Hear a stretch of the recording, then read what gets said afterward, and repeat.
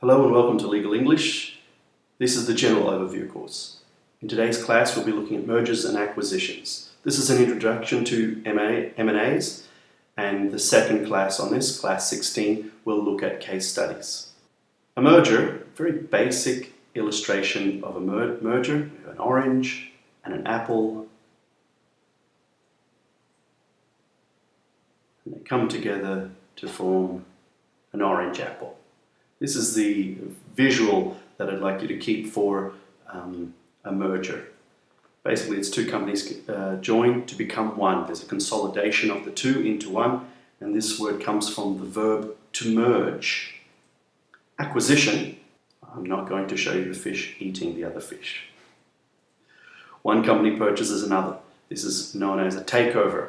So there's a tendency for larger companies to take over smaller companies, and this comes from the verb to acquire.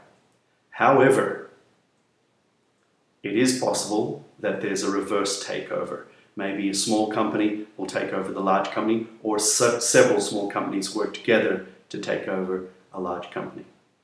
The reasons that this would happen are many, so let's have a look at a few. Maybe there's restructuring of the company, or the reorganizing companies. The merger is one way to do that, to make it easier, or an acquisition. The market is consolidating. Maybe the other companies have decided that maybe there are too many companies, maybe we should minimize the competition. There's usually a better tax relief. This could be one reason that you would like to merger. By merging or acquiring another company, you can improve your tax breaks. We also have the idea of acquiring another company or merging with another company to gain their talent. This is also known as an acquihire, from acquire and acquihire. So it comes together to create this idea of achieving talent, taking the talent from the other one, not by hiring the person, but in fact taking over the company.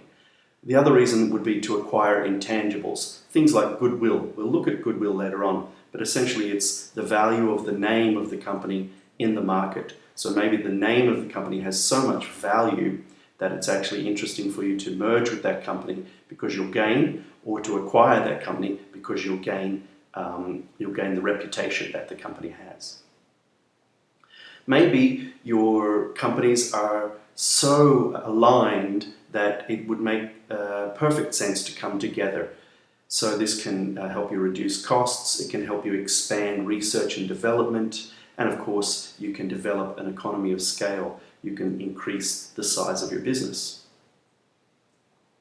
Maybe this acquisition or merger will give you access to a market that you didn't have before, and this is very common in the conglomerate M&As, where large companies will move into a new market that they've never been in before, or a large number of companies will get together to enter into a new market. Essentially, the idea is growth. The main reason for a merger or an acquisition is to make the company grow.